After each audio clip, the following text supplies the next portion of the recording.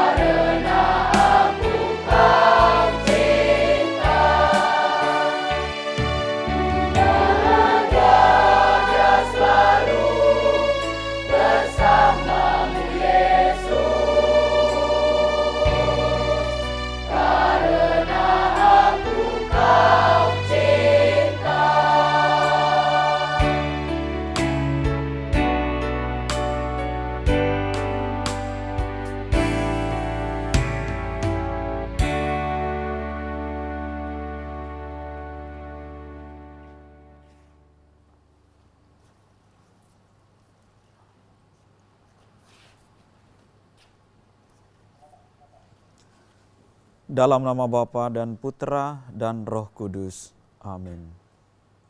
Marilah berdoa.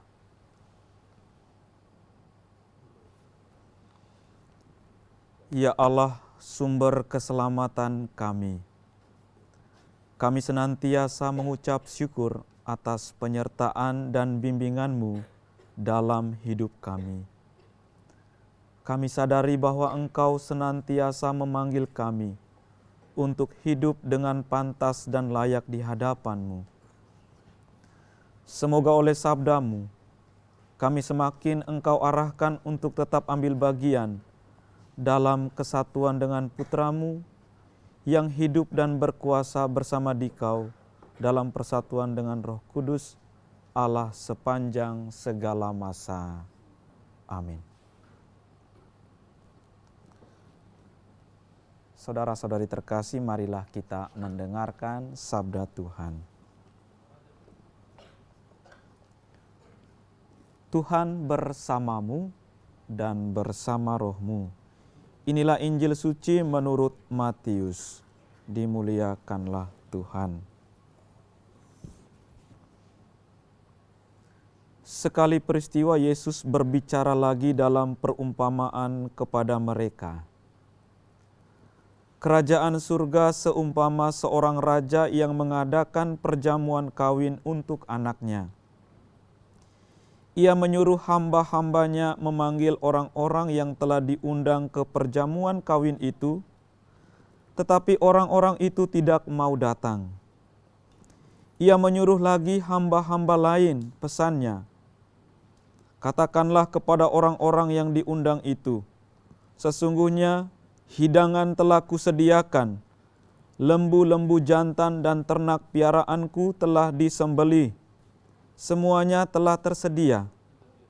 Datanglah ke perjamuan kawin ini. Namun orang-orang yang diundang itu tidak mengindahkannya. Ada yang pergi ke ladangnya, ada yang pergi mengurus usahanya, dan yang lain menangkap hamba-hambanya itu, menyiksanya dan membunuhnya. Murkalah raja itu. Ia pun menyuruh pasukannya ke sana untuk membinasakan pembunuh-pembunuh itu dan membakar kota mereka. Sesudah itu ia berkata kepada hamba-hambanya, perjamuan kawin telah tersedia, tetapi orang-orang yang diundang tadi tidak layak untuk itu. Karena itu pergilah ke persimpangan-persimpangan jalan, dan undanglah setiap orang yang kamu jumpai ke perjamuan kawin itu. Lalu pergilah hamba-hamba itu dan mereka mengumpulkan semua orang yang dijumpainya di jalan-jalan, orang-orang jahat dan orang-orang baik, sehingga penuhlah ruang perjamuan kawin itu dengan tamu. Ketika raja itu masuk untuk bertemu dengan tamu-tamu itu, ia melihat seseorang yang tidak berpakaian pesta. Ia berkata kepadanya, "Kawan, bagaimana engkau masuk kemari tanpa mengenakan pakaian pesta?" Namun orang itu diam saja. Lalu kata raja itu kepada pelayan-pelayannya, "Ikatlah kaki dan tangannya, dan campakkanlah orang itu ke dalam kegelapan di luar. Di sanalah akan terdapat ratapan dan kertak gigi.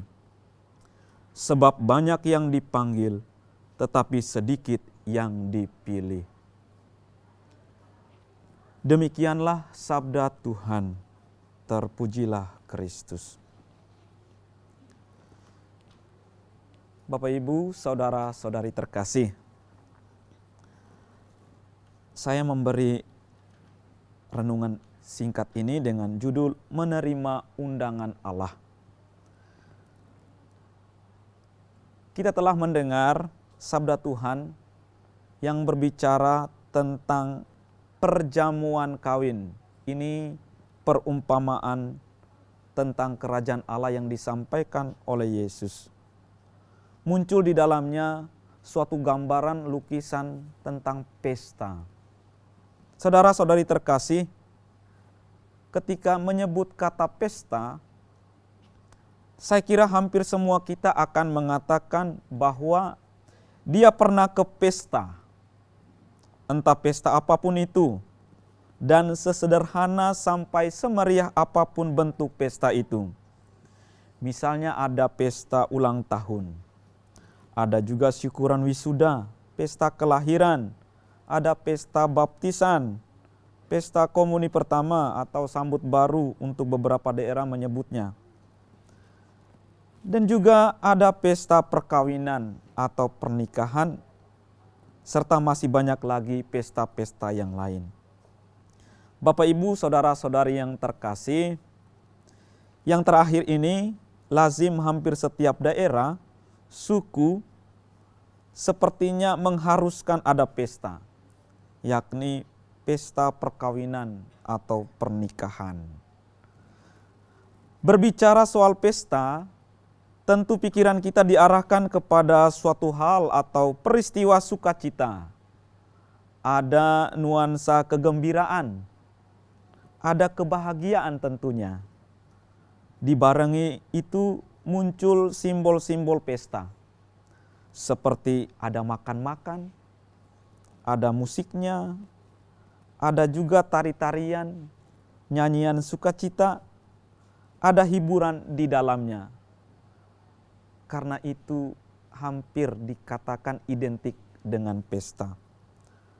Maka Bapak, Ibu, saudara-saudari, suatu pesta disebut pesta kalau ada unsur-unsur ini.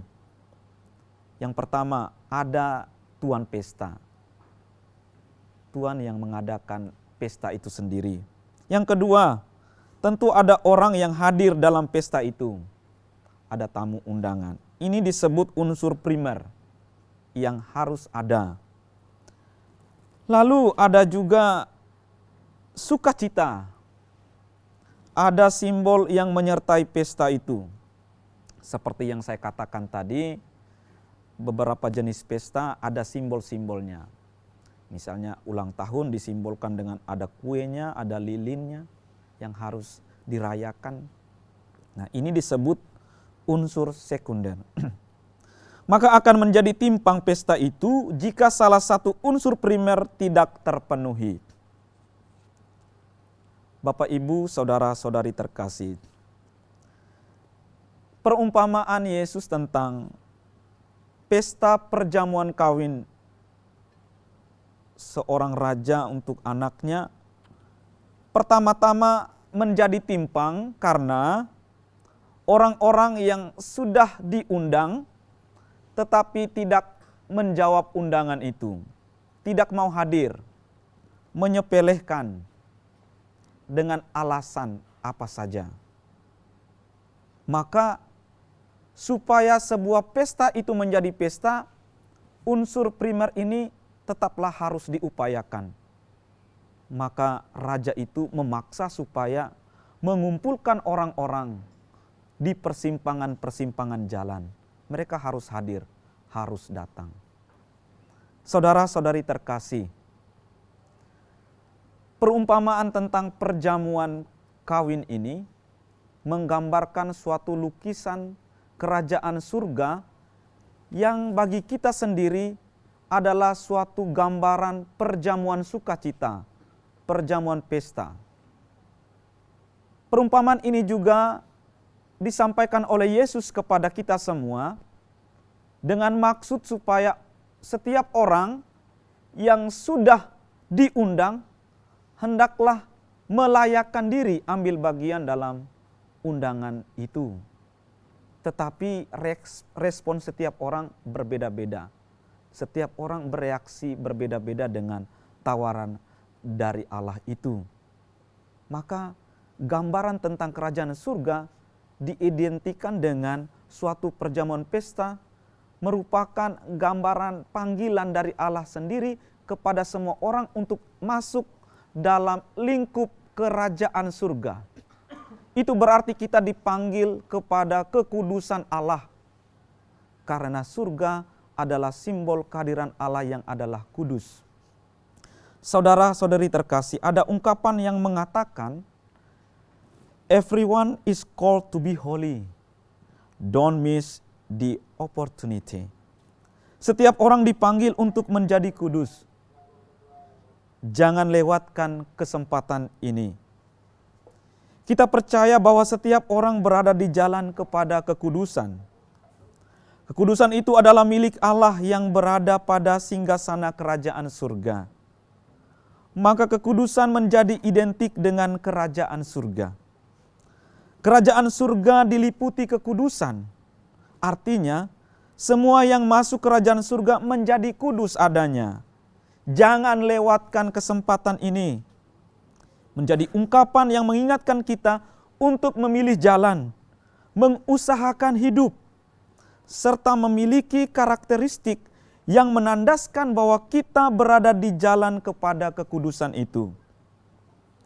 Kerajaan surga diliputi sukacita dan kebahagiaan. Yesus menggambarkan sukacita kerajaan surga itu seperti perjamuan kawin yang baru saja kita dengar dalam perumpamaan bacaan Injil ini. Maka semua orang diundang untuk bersama sang raja di meja perjamuan yang diselenggarakannya. Singkatnya, hakikat tujuan panggilan kita adalah mengalami kekudusan Allah atau berada dalam kebahagiaan Allah. Kita diundang untuk mengelilingi meja perjamuan surgawi itu. Sesungguhnya hidangan telah kusediakan, lembu-lembu jantan dan ternak piaraanku telah disembelih. Semuanya telah tersedia, datanglah ke perjamuan kawin ini. Allah mengundang kita semua tanpa memandang bulu. Tetapi ingat bahwa kita semua diundang oleh Allah, tetapi tidak semua layak untuk ambil bagian dalam perjamuan itu. Kelayakan itu disimbolkan dalam perumpamaan ini dengan pakaian pesta. Artinya apa? Kita semua boleh masuk di dalam perjamuan itu, tetapi mari kita melayakkan diri untuk bersama-sama masuk dalam pesta itu. Jangan berpisah dari pesta itu. Untuk itu, mari saudara-saudari, dengan jawaban sama, kita diajak untuk iya atas panggilan undangan Allah untuk masuk dalam kerajaan surga. Kita juga melayakkan diri untuk ikut bersama-sama dalam perjamuan itu. Semoga dengan cara hidup kita di dunia ini, kita semakin layak dan dilayakkan oleh Allah untuk ikut dalam pesta surgawi kelak kita mati nanti. Amin. Mari kita dengarkan sebuah lagu pujian dengan judul Bahasa Cinta.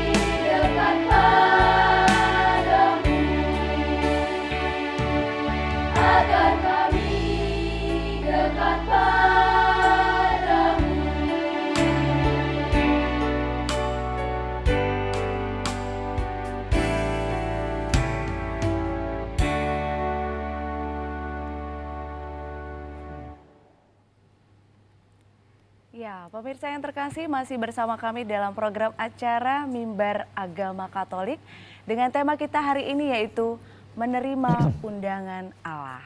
Baik, telah bersama kita di studio yaitu Romo Blasius. Hai Pastor. Hai, Hai Mbak Nova. Romo. Iya, Iya, Romo ini makasih. selalu tampak muda ya pemirsa ya. Dan semangatnya terus berkobar-kobar ya Romo. Ya, selalu. Baik, Romo masih bertugas di mana saat ini? Masih Vikaris Parokial Simalingkar B, Mbak Nova. Masih ya, masih di Simalingkar B, dan juga sepertinya Romo tidak hanya aktif di paroki tetapi juga di beberapa komisi ya Romo ya. Ini yang membantu sih, Oh, membantu. Komisi Kepemudaan, Oke. dan juga membantu Komisi Komunikasi Sosial, Komsos. Oke, jadi 2 komisi Romo ikut berpartisipasi. Baik, satu hal yang menarik karena juga menerima undangan Allah gitu ya Iya, Romo ya. menerima. Baik, Romo dan juga para pemirsa yang terkasih, lewat tema kita dan juga kisah Injil yang dibacakan oleh Romo pada siang tadi, bahwa kali ini Yesus menggambarkan kerajaan Allah itu seumpama dengan perjamuan, pesta perjamuan ya Romo ya. Iya. Nah, lalu kita tadi dengarkan bahwa dalam kisah Matius bab 22 ayat 1 sampai 14 tadi, yang tadinya yang memperoleh keberuntungan itu, bahwa yang mendapat pesta, undangan pesta itu langsung itu, justru mereka itu menolak atau meremehkan. Sehingga akhirnya alih-alih dia beruntung, malah yang beruntung justru mereka yang tadinya tidak diperhitungkan karena yang disimpang-simpang jalan gitu ya Romo ya. Nah, mungkin Romo bisa menjelaskan kepada kami apa kaitannya mungkin dalam konteks kehidupan kita sebagai umat Allah gitu Romo. Ya, baik. Terima kasih Mbak Nova ya. Memang gambaran pada umumnya tentang Injil ini, hampir setiap Injil, Yesus selalu menyampaikan baik kerajaan surga ataupun yang lain itu dalam bentuk perumpamaan. Betul. Dan kalau kita ikuti beberapa perikop sebelumnya pun dilukiskan dalam bentuk perumpamaan. Ini Iya. perumpamaan terakhir. Iya. Kalau kita ikuti per minggunya, ini perumpamaan terakhir yang disampaikan oleh Yesus tentang kerajaan surga. Nah, memang dalam konteks ini, dalam konteks gambaran kerajaan surga yang diumpamakan oleh Yesus tentang perjamuan Pesta. kawin, ya. Ini suatu undangan yang ditujukan pertama-tama memang untuk orang-orang pilihan Allah. Oke. Ya, orang-orang pilihan Allah. Tentu, tapi kemudian menjadi undangan itu bersifat universal Iya. untuk semua. Semuanya. Semua. Jadi setiap orang diundang ya. Maka kaitannya untuk kita saat ini, kita semua ini diundang sebenarnya. Undang untuk masuk dalam wilayahnya Allah. Kita bilang wilayah Allah lah. Lingkupnya Allah itulah yang disebut dengan lingkup kerajaannya, di mana Allah berdiam. Nah, maka hakikat manusia yang adalah ciptaan Allah harus melihat kembali jati dirinya sebagai ciptaan Allah. Maka dia pada akhirnya mau tidak mau itu harus ya, kalau dia sadari. Tetapi kemudian undangan ini meskipun ditujukan untuk semua, tapi toh respon dan reaksi orang itu kan berbeda-beda seperti yang dilukiskan oleh Yesus Dalam kisah tadi. dalam ya. kisah tadi. Maka kemudian ada semacam dalam tanda petik dipaksa. Oh. Dipaksa Iya, ya, dalam tanda iya. petik dipaksa untuk masuk dulu. Karena ini akibat dari nuansa pesta ya, kita Iya, sebut pesta. iya. Pesta tadi kan saya sudah sampaikan dalam Betul, khotbah ada betul. unsur-unsur primer dan sekunder Iya. yang harus dipenuhi. Betul. Maka tidak mungkin pesta itu Tidak ada tapi tamu. tidak ada tamu Oh, undangan. iya. Hanya tuan rumah itu kan pasti dia pun sedih. Bukannya menimbulkan sukacita tetapi menimbulkan kesedihan. Kesedihan, betul. Jadi inilah dalam arti umum ya, masih umum. Tapi kalau dalam konteks lingkup gereja kita, gereja Katolik, sudah dilambangkan secara indah dalam perayaan liturgi gereja, terutama Ekaristi. Itulah yang kita sebut dengan pesta perjamuan. Ya, Ekaristi kan perjamuan. Iya. Perjamuan kudus. kudus. Nah, Nah, itulah. Betul sekali. Begitu ya Mbak Nova ya. Oke, lalu maka kalau orang yang sudah dipilih, lalu ada juga yang tadinya tidak diperhitungkan ini Romo. Nah, akhirnya tadi menjadi universal ya.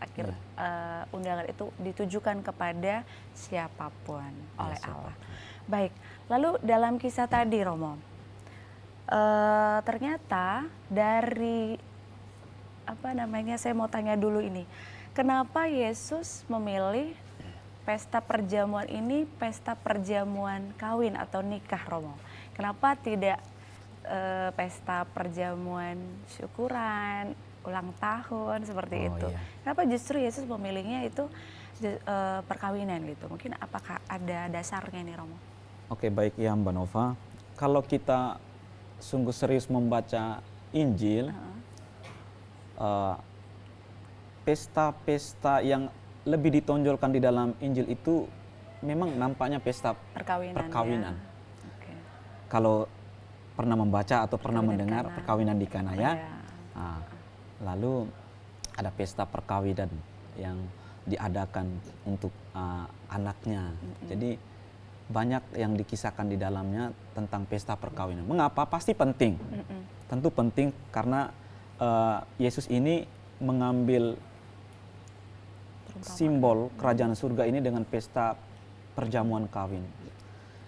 Dikaitkan dengan budaya ya, pastilah itu budaya selalu Yahudi ya, dikaitkan. gitu. Jadi tradisi Yahudi itu sangat patrilinear ya, kayak di orang Batak juga Marga memiliki ya, marga yang dari laki-laki, itulah disebut patrilinear. Iya. Bahwa pesta perjamuan kawin anak ini sangat penting dan sangat masuk dalam adat istiadatnya bangsa Yahudi.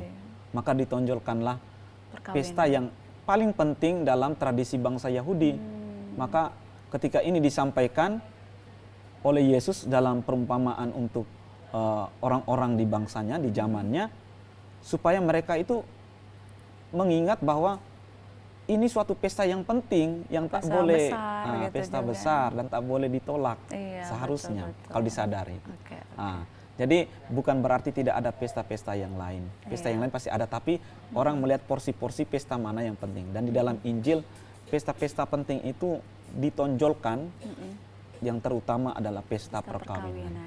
Oke. Dan tak boleh ada yang merasa kekurangan. Kalau kurang harus disempurnakan. Iya. Jangan sampai mempermalukan tuan pesta itu. Betul. Kan begitu. Betul sekali. Baik, jadi itu alasannya ya Romo. Lalu Romo, saya juga tertarik dengan kisah pada ayat 11 sampai 13 ini. 11 sampai Ketika 13, iya. tadi dikatakan bahwa dari tamu yang datang, si raja ini menemui ada satu yang tidak berpakaian pesta. Nah, konteks berpakaian pesta ini, tidak berpakaian pesta ini nih seperti apa Romo? Apakah secara fisiknya kah dari segi berpakaiannya atau mungkin ada unsur lain di balik ini Romo? Oke, baik ya. Oke.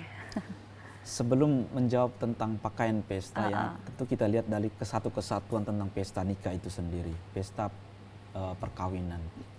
Bahwa pesta itu terjadi justru karena hadirnya, kalau kita membaca tadi, hadirnya orang-orang di persimpangan jalan tadi ya. Betul. Maka nampak bahwa kerajaan surga itu semakin menjadi kenyataan. Karena apa? Karena dimasuki, dihuni, dan dikembangkan oleh beraneka ragam orang di dalamnya.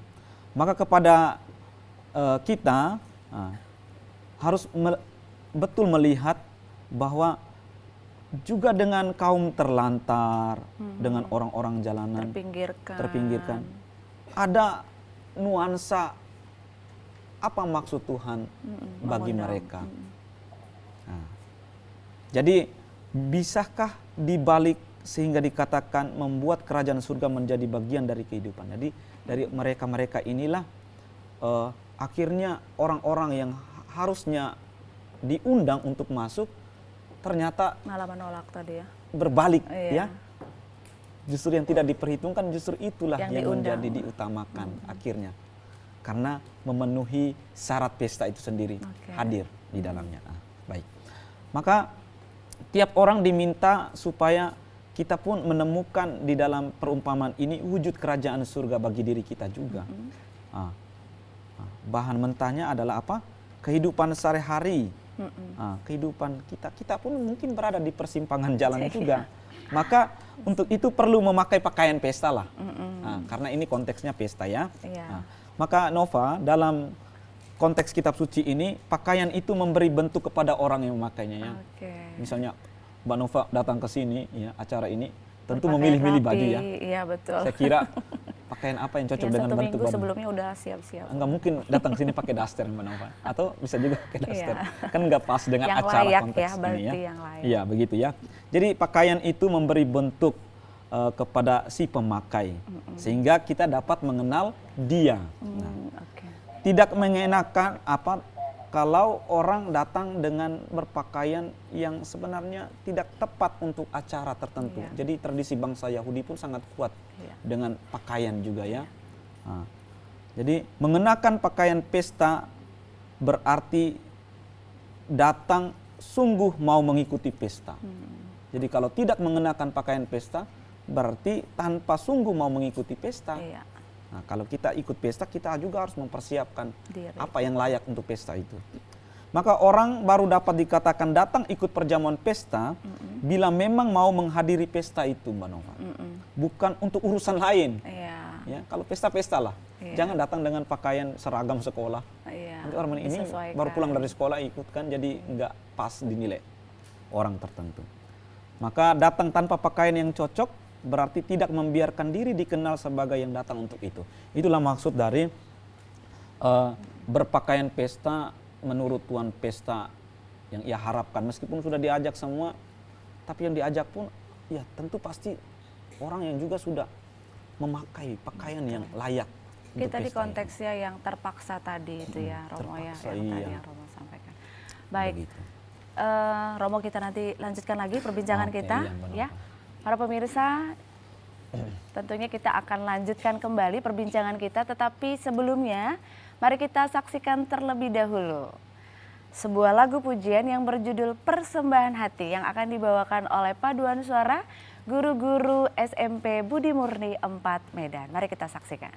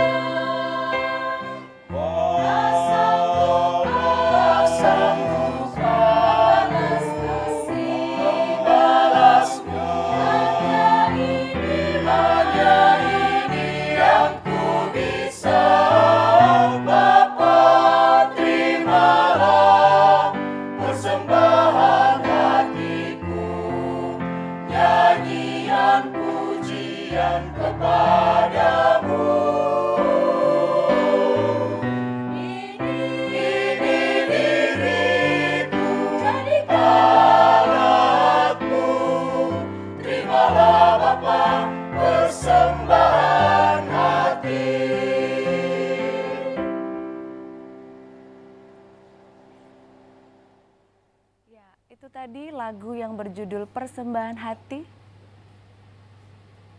Ya, itu tadi lagu yang berjudul Persembahan Hati yang merupakan gambaran dari hati kita untuk menyerahkan diri kita sepenuhnya kepada Allah. Dan berkaitan dengan tema kita pada hari ini yaitu menerima undangan Allah. Baik Romo, kita lanjutkan perbincangan kita ya Romo. Bahwa tema kita adalah menerima undangan Allah, dan tadi lewat kisah Injil Matius bab 22 ayat 1 sampai 14 jelas bahwa Yesus menggambarkan kerajaan Allah itu seumpama perjamuan perkawinan. Lalu yang ingin saya tanyakan ini Romo, bagaimana tadi kan ada bagaimana ketika undangan itu kita terima. Nah sekarang bagaimana sikap kita sebagai umat Allah dalam menerima atau menjawab undangan dari Allah itu Romo? Baik, Mbak Nova, ruang lingkup kerajaan Allah ini kan luas. Tapi bahwa misi Allah selalu tertuju untuk setiap orang yang dipanggilnya. Semua. Maka siapapun harus pertama-tama memiliki sikap keterbukaan hati untuk menerima dan menjawab panggilan dari Allah. Nah, inilah tawaran pertama. Dan keterbukaan itu kemudian memunculkan di dalam diri orang itu sikap untuk siap sedia. Siap sedia kapanpun. Jangan sampai lengah sedikit pun. Karena kerajaan Allah itu ya kapan saja, bisa saja Allah itu dengan caranya untuk mengajak kita dengan tiba-tiba.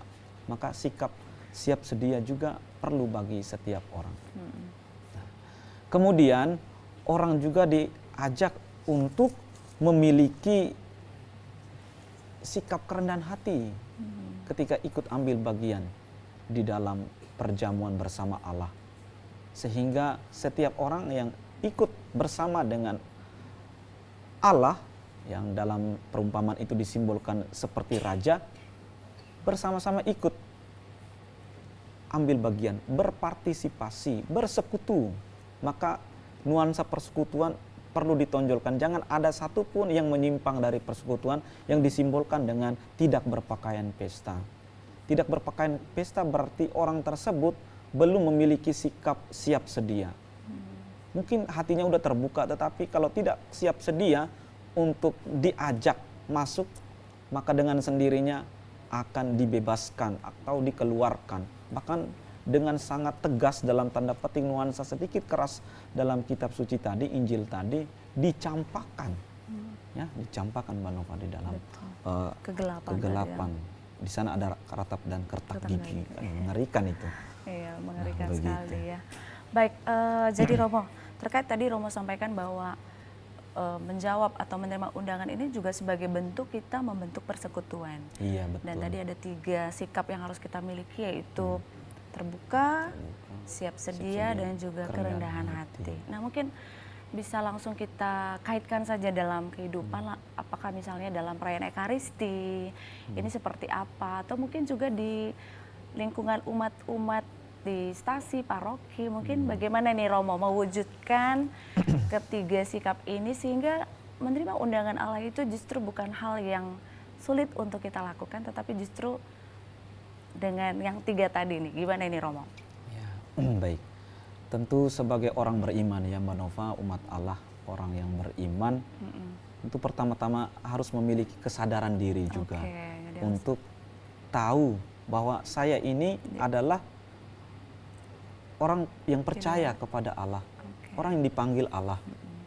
Maka untuk sampai dengan tahap kemudian hidup dalam kesatuan dengan Allah, ya dia berproses. Berproses. Artinya cara hidupnya itu pun terbentuk dalam cara berimannya. Baik lewat kegiatan-kegiatan menggereja, kegiatan ibadat-ibadat lingkungan, dan sebagainya itu cara orang beriman untuk memupuk kesatuan dengan Allah. Karena panggilan itu selalu ada di dalam dirinya. Setiap orang itu senantiasa mendengar sapaan Allah ya. Ayo, ayo misalnya gitu. Tapi godaan itu bisa saja lebih kuat Mbak Nova daripada suara Allah itu sendiri. Betul. Lalu gimana Romo, jika kita menolak. Ini kan konteksnya kalau kita terima undangan tuh dua, apakah kita menerima atau justru kita menolak. Nah, terkadang kita sering di dua hal ini, Romo. Kita kadang menerima, tapi terkadang tuh tadi yang kayak Romo sampaikan, bahwa kecenderungan kita juga mau menolak. Nah, apa ini kira-kira sanksi atau hal apa yang akan terjadi pada kita jika kita menerima undangan Allah dan jika sebaliknya kita justru menolak undangan dari Allah? Ya, tentu harapannya bahwa kita itu berada tetap di jalannya Allah. Di jalannya Allah berarti apa yang Allah wartakan, sampaikan itu santai kita dengar dan terus kita ikuti. Maka dalam perjalanan itu kita dalam kategori ini bersama dengan Allah, ikut bersama Allah. Tapi namanya manusia ini Sering bisa lari. ya kadang-kadang bersama, ya bahayanya adalah jangan sampai kita diusir. Sudah masuk kemudian diusir gara-gara tidak layak bagi Allah, itu tidak berpakaian pesta. Jadi sebagai manusia tetaplah kita diundang untuk memperbaharui diri setiap saat supaya jangan sampai kita dicampakkan. Artinya cara hidup kita sebagai orang beriman ini tetaplah dalam kesatuan persekutuan. Artinya juga mau menerima masukan-masukan yang baik dari orang. Kadang-kadang orang-orang setiap orang tertentu memiliki karakter mau mengeritik tetapi tidak mau dikritik, kan begitu. Sehingga sulit terbuka untuk menerima yang baik dari orang lain. Nah, ini jangan sampai terjadi sehingga dia dikategorikan orang yang diundang tetapi menolak undangan. Kan begitu. Atau yang lebih parahnya lagi, menolak justru juga memprovokasi supaya yang tadinya mau hadir supaya tidak gitu. Itulah Mbak. Nah, ini ya yang harus kita bahaya sekali. Jadi gejala-gejala seperti itu bisa saja ada ya, mewabah atau menjalar di ruang lingkup gereja. Tapi mudah-mudahan Allah tetap berkarya di dalam diri setiap orang. Karena namanya manusia, ketika suara Allah itu menyapa, senantiasa membuka hatinya untuk mendengar dan berbalik mengikuti Allah. Harapan Kita itu harus ya. yakin itu ya. Karena pengharapan kita tetap ada. Belas kasih Tuhan besar bagi setiap orang. Dan kita yakin bahwa kita akan diselamatkan. Itu tadi ya, Romo ya. Misi utama Allah memang keselamatan. Baik, ini terakhir, Romo. Sebagai narasumber kita pada hari ini, nah bagaimana Romo menyampaikan kepada seluruh pemirsa, khususnya seluruh umat Katolik dimanapun saat ini berada, dalam menanggapi dan menjawab undangan dari Allah ini, Romo? Baik, saudara-saudari, Bapak Ibu, pemirsa dimanapun Anda berada, kita harus memikirkan bahwa hidup ini bukanlah milik kita ya. Tetapi hidup ini berasal dari Allah. Allah yang memberikan kehidupan kepada kita. Maka hidup juga bukanlah rentetan atau kumpulan peristiwa tanpa maksud atau tujuan. Sebaliknya hidup itu bertujuan untuk kembali kepada Tuhan. Maka kita ini akan kembali kepada yang memberi hidup. Hidup dalam Tuhan merupakan hidup yang melimpah dan tidak berkesudahan, alias kehidupan atau kebahagiaan kekal. Mari kita diajak untuk senantiasa menjawab dan menerima undangan dari Allah, supaya kita pun boleh mengalami sukacita kekal, bukan penderitaan kekal. Allah itu datang untuk membawa sukacita, tapi dalam usaha untuk ambil bagian bersama dengan Allah, itu memang tidak mudah. Tetaplah mengandalkan Allah di dalam hidupmu, karena yang kita butuhkan satu-satunya kekuatan dari Allah yang memampukan kita hidup bersama Dia. Semoga.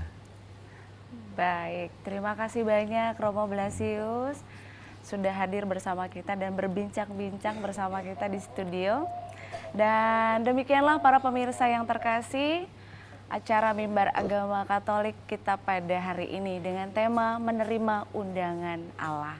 Semoga lewat tayangan hari ini semakin mengantarkan kita untuk menjadi umat Allah yang siap sedia untuk menjawab dan menerima undangan dari Allah dengan hati yang terbuka, dengan kerendahan hati dan selalu siap sedia.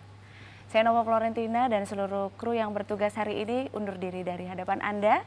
Dan kita akan tutup dengan satu lagu pujian yang berjudul Ave Maria yang akan dibawakan oleh paduan suara guru-guru SMP Budi Murni 4 Medan. Tetapi sebelumnya mari kita berdoa dan memohon berkat yang akan dibawakan oleh Romo Blasius. Dalam nama Bapa dan Putra dan Roh Kudus. Amin. Ya Allah, sumber kebahagiaan sejati, kami tetap bersyukur kepadamu atas panggilan hidup kami masing-masing di tengah dunia ini. Engkau telah mengajak dan mengundang kami untuk hidup dalam kesatuan denganmu. Kami bersyukur atas pengalaman hidup kami bersama orang-orang yang ada di sekitar kami, keluarga kami, sahabat kenalan kami. Semoga kami hidup dalam kesatuan denganmu, sesuai dengan apa yang Engkau kehendaki bagi kami. Bantulah kami agar kami senantiasa mendengarkan suara-Mu yang menyapa kami, yang mengajak kami untuk ikut dalam perjamuan sukacita, perjamuan kebahagiaan. Tentunya kami yakin bahwa apa yang kami kerjakan di dunia ini semuanya untuk kemuliaan nama-Mu. Berkatilah kami semua, berkatilah semua orang yang ambil bagian di tengah gereja-Mu, di tengah dunia ini. Berkatilah semua keluarga-keluarga Katolik dimanapun mereka berada. Semoga kami tetap hidup dalam kesatuan di tengah dunia ini karena Engkau sendiri yang mengajak kami untuk tetap setia kepadamu. Kami mohon semuanya ini dengan pengantaran Kristus Tuhan kami. Amin. Tuhan bersamamu. Dan bersama rohmu. Semoga Allah yang Maha Kuasa mendampingi, membimbing dan memberkati saudara-saudari sekalian, Bapa dan Putra dan Roh Kudus. Amin.